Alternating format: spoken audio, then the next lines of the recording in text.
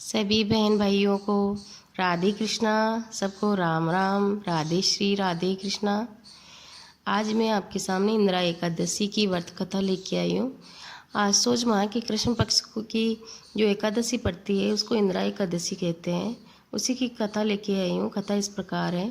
श्री धर्मराज युधिष्ठिर ने कहा, हे भगवान, अब आप अश्विन माह की कृष्ण पक्ष की एकादशी का नाम तथा उसके व्रत की विधि और महात्म्य का विस्तार पूर्वक वर्णन कीजिए।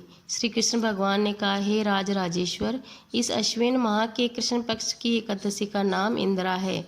यह अधोगति को प्राप्त होने वाले पितरों को मुक्ति प्रदान करती है। सतयुग में पुत्र पौत्र धन धान्य आदि से परिपूर्ण शत्रुओं का नाश करने वाला इंद्रसेन नामक प्रतापी राजा महिष्मती नगरी में राज्य करता था।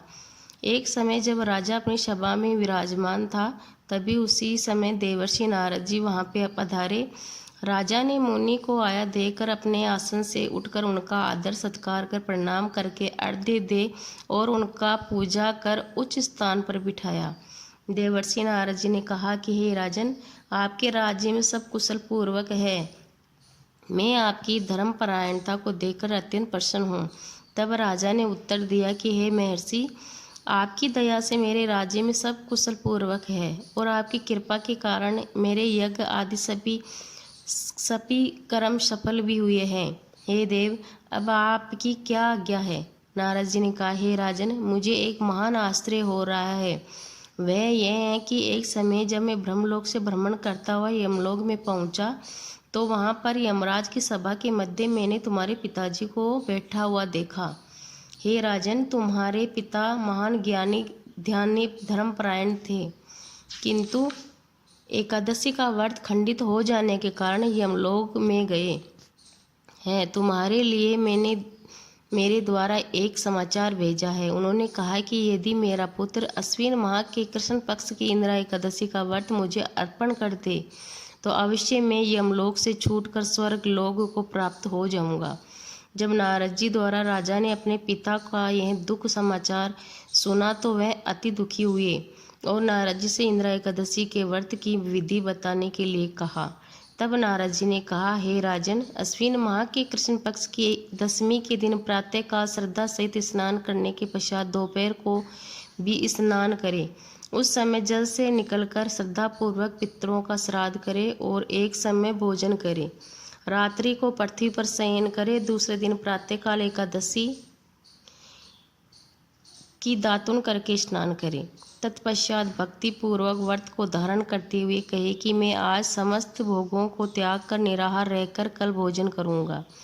हे भगवान, आप मेरी रक्षा करें, आप मेरे व्रत को निभाइए। इस प्रकार प्रतिज्ञा कर व्रत को धारण करके शालिग्राम की मूर्ति स्थापित करें और उत्तम ब्राह्मणों को बुलाकर भोजन करा दक्षिणा देनी चाहिए। शेष बचे हुए भोजन को सूंघ कर गौ को खिलाए। पश्चात विष्णु भगवान की धूप दीप नैवेद्य आदि से पूजा करें और रात्रि को भोजन कीर्तन कर जागरण करें। दूसरे दिन अर्थात द्वादशी के दिन ब्राह्मणों को भोजन कराकर स्वयं बंधु बांधव सहित मौन रहकर भोजन करना चाहिए। हे राजन, यह सब इंदिरा एकादशी के व्रत की विधि है। यदि तुम आलस्य रहित होकर इस इंदिरा एकादशी के व्रत को करोगे तो तुम्हारे पिताजी अवश्य स्वर्ग में वास करेंगे। इस प्रकार राजा का उपदेश सुनकर नारद जी वहीं पर अंतर्ध्यान हो गए। तब राजा ने इंदिरा एकादशी के आने पर उसका विधि पूर्वक व्रत धारण किया। बंधु बांधवों सहित इस व्रत को करने से आकाश से पुष्प वर्षा हुई। राजा का पिता यमलोक को त्याग कर गरुड़ पर सवार हो स्वर्ग लोक को चला गए और राजा इंद्रसेन भी इस व्रत के प्रभाव से इस लोक में सुख भोग कर अंत में स्वर्ग लोक को चले गए। श्री कृष्ण जी ने कहा कि हे धर्मराज युधिष्ठिर, इस व्रत कथा को पढ़ने और सुनने और सुनाने मात्र से ही मनुष्य के समस्त पाप नष्ट हो जाते हैं।